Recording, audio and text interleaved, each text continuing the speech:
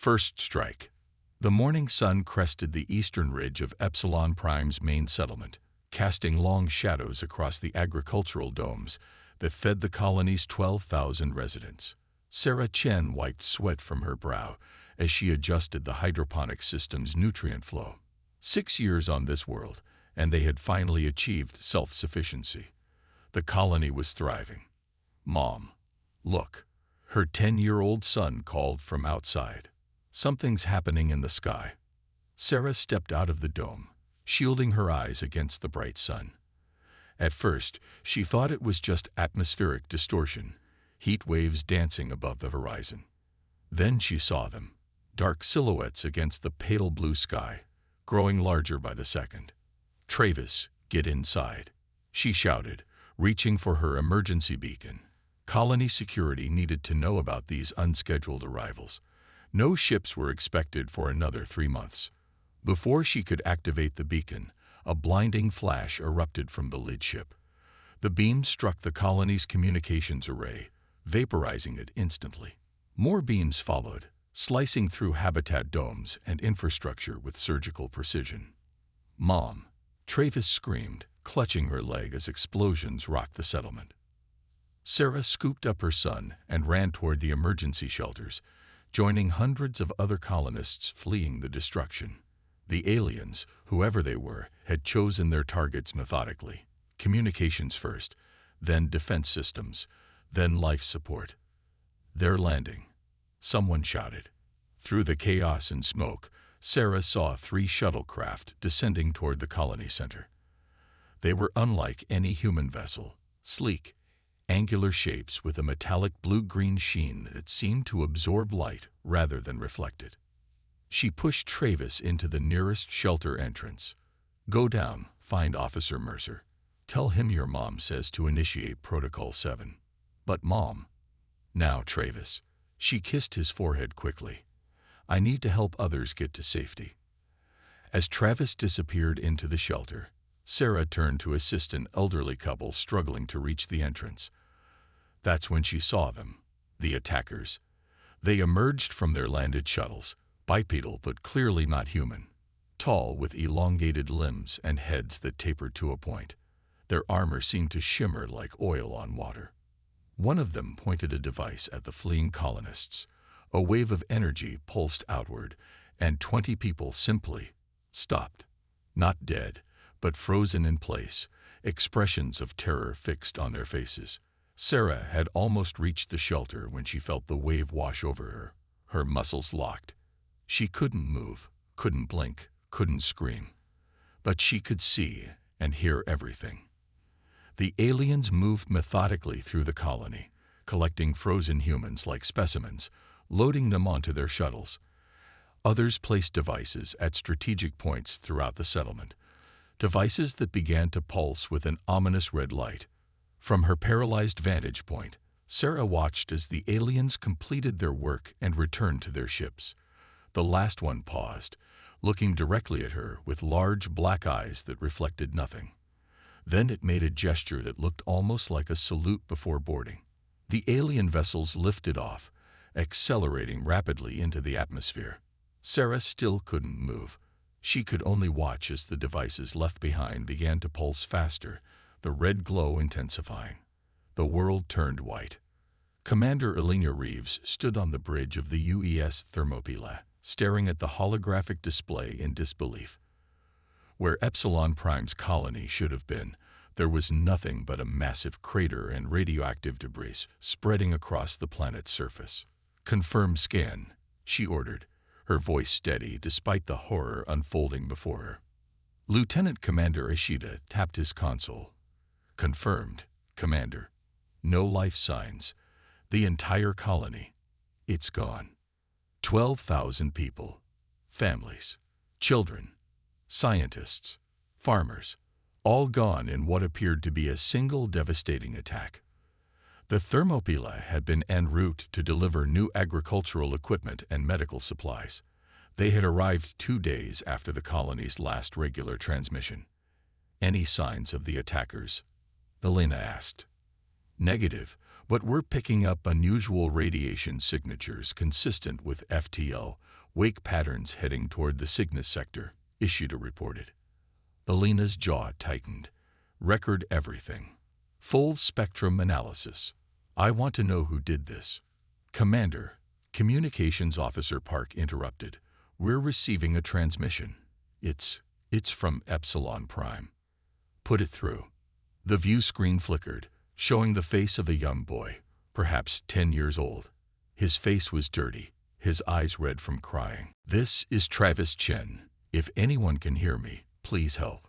They came without warning. They took people. Mom helped me get to the emergency bunker before. The boy's voice cracked. Officer Mercer and 14 of us survived in the deep shelter. Everyone else is gone.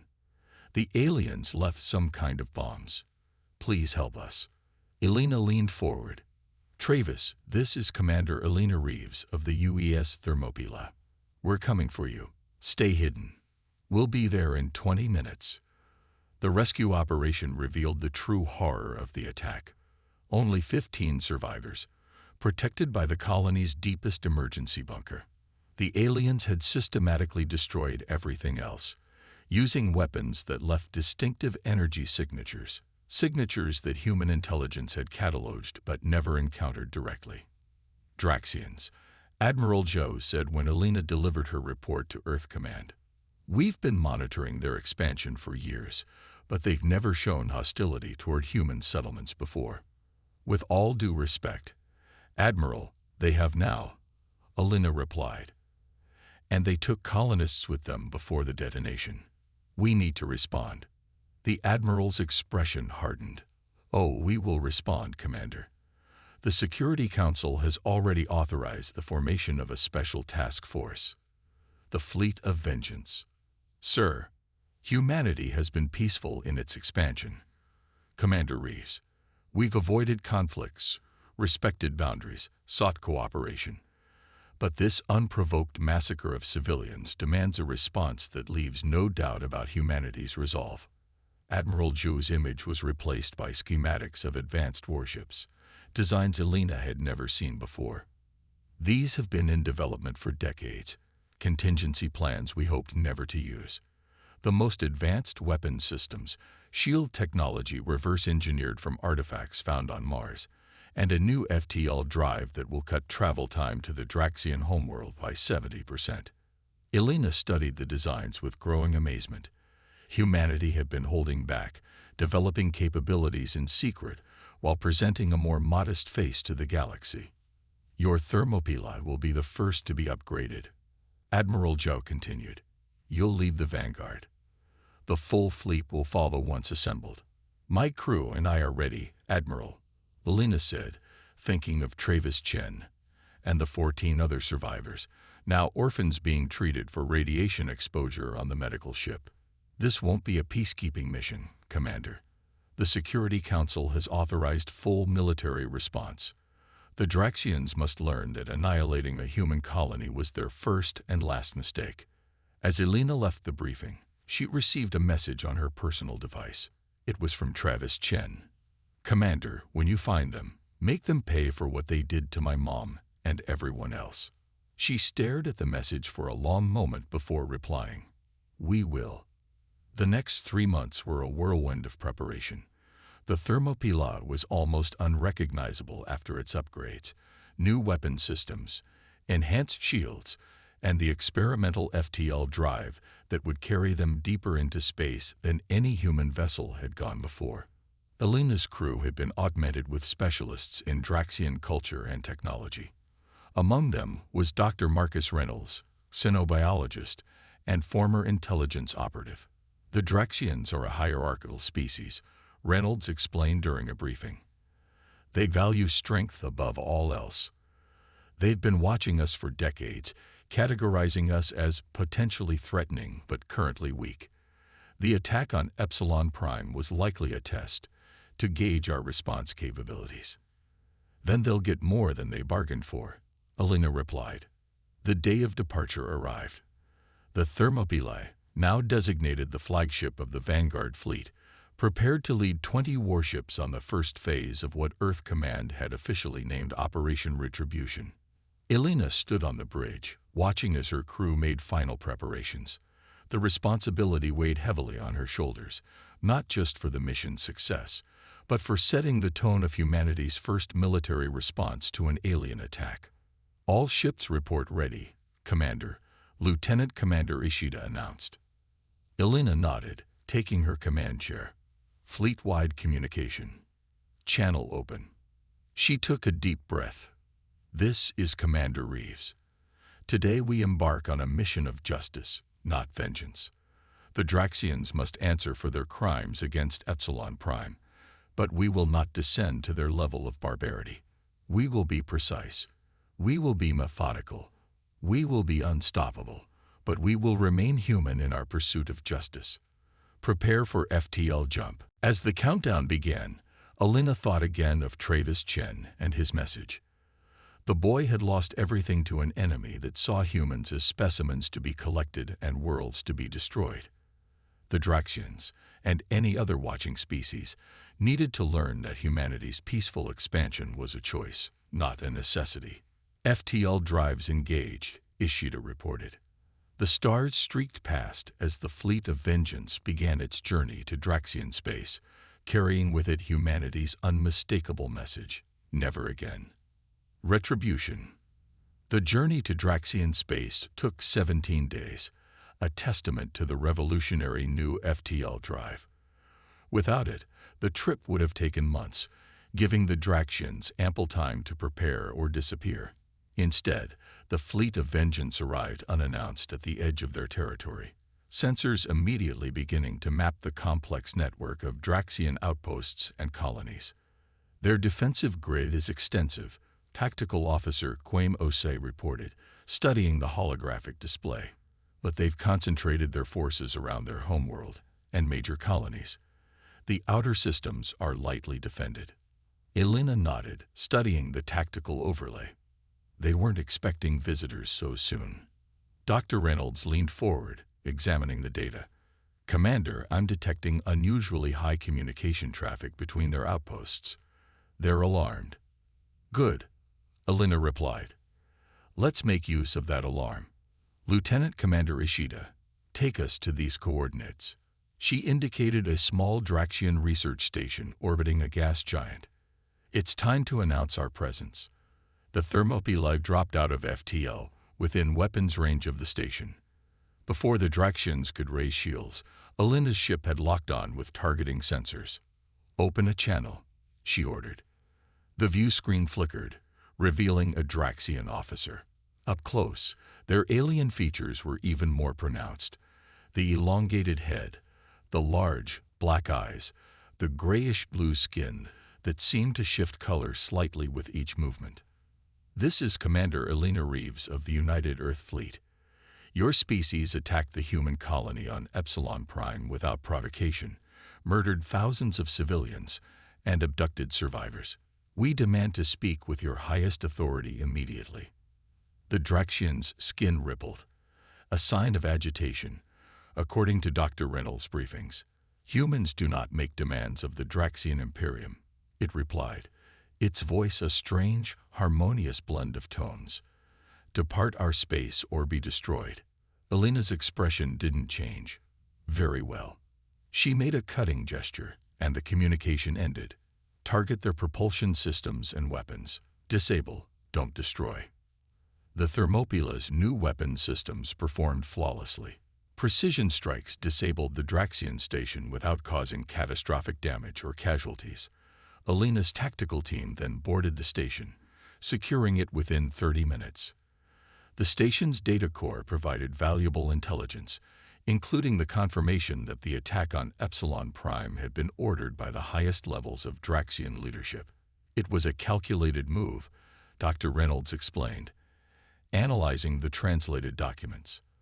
"The Draxians were concerned about our expansion rate.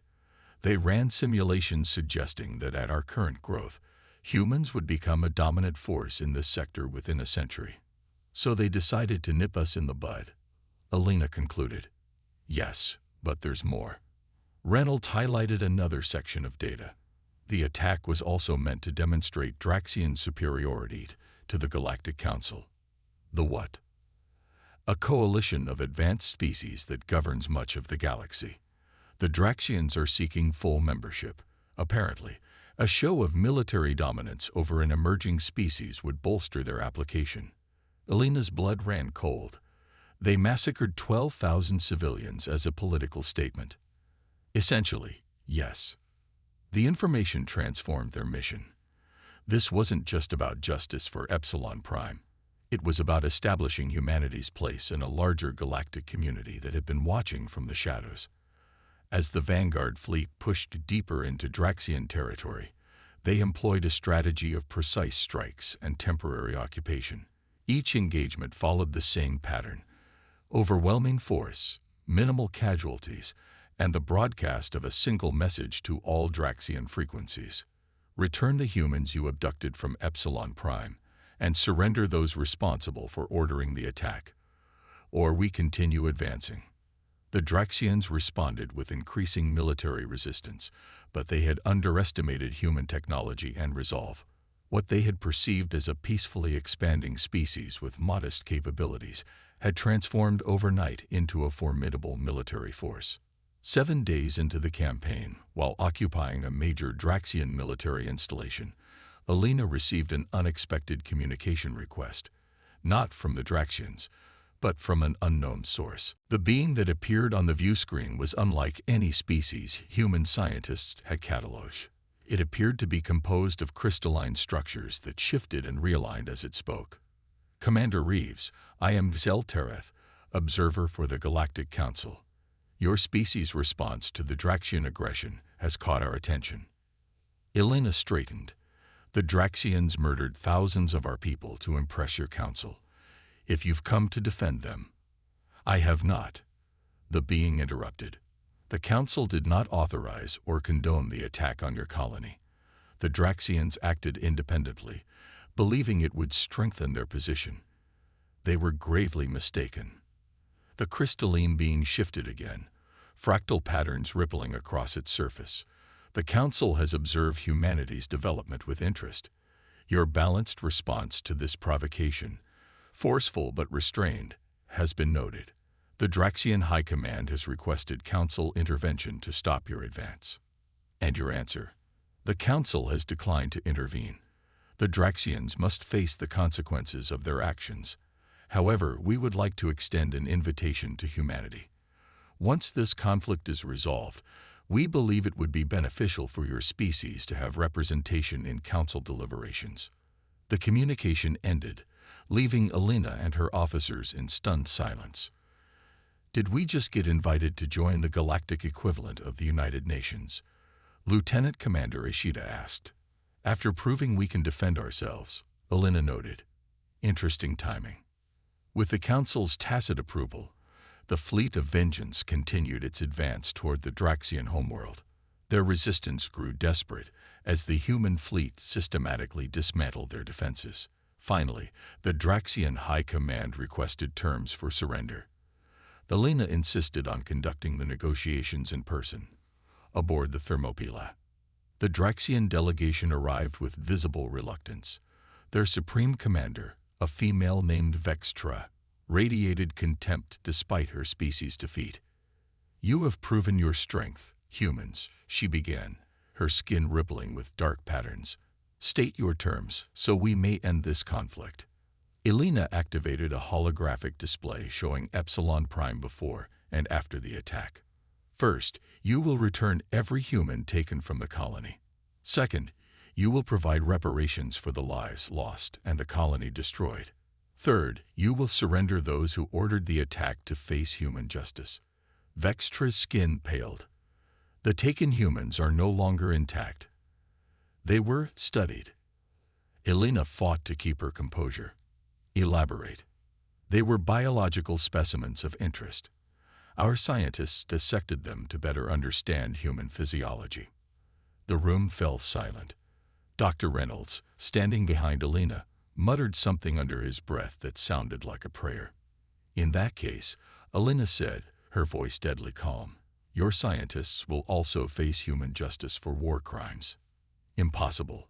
Vex Tra hissed.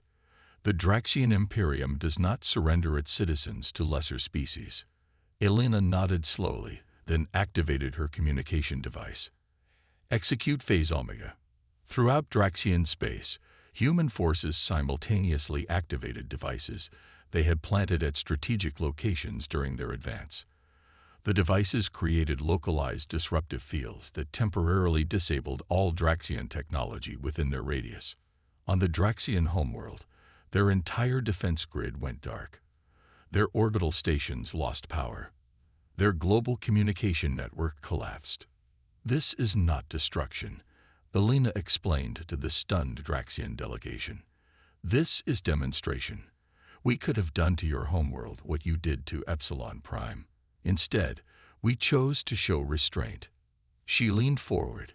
Your species murdered 12,000 humans to demonstrate strength to the Galactic Council. We disabled your entire civilization's technology to demonstrate something different, that humanity has the power to destroy you, and the wisdom not to. Now shall we discuss those terms again? The peace accord was signed within hours. The Draxians agreed to all demands, including the surrender of those responsible for ordering the attack and participating in the subsequent atrocities against human prisoners. As the fleet of vengeance prepared to return home, Elena received another communication from Seltereth of the Galactic Council. Your species has made quite an impression, Commander Reeves. Many council members believed the Draxians would force you into total war, which would have marked humans as too aggressive for council consideration. Others thought you would seek negotiation without demonstration of strength, marking you as too weak. You chose a third path. We chose justice with restraint, Elena replied. It's the human way. Indeed. The Council formally extends an invitation for Earth to send representatives to our next conclave. There is much we can learn from each other. When the fleet returned to Earth, they were welcomed as heroes. The surviving colonists from Epsilon Prime, including young Travis Chen, were there to greet them. Travis, now living with his aunt on Earth, approached Elena after the ceremony. Did you make them pay? He asked, his young face solemn. Elena knelt to meet his eyes. We did something better. We made sure they'll never do it again, to anyone. And we showed the galaxy that humans can be strong without being cruel. She paused. Your mother would be proud of how brave you've been. The boy nodded slowly. What happens now? Elena looked up at the stars, thinking of the Galactic Council and the countless civilizations humanity had yet to encounter. Now humanity takes its place in the galaxy. As Earth prepared to join the Galactic Council, one thing had become clear to all observing species. Annihilating a human colony had indeed been the Draxians' first mistake, and the galaxy would remember it as their last.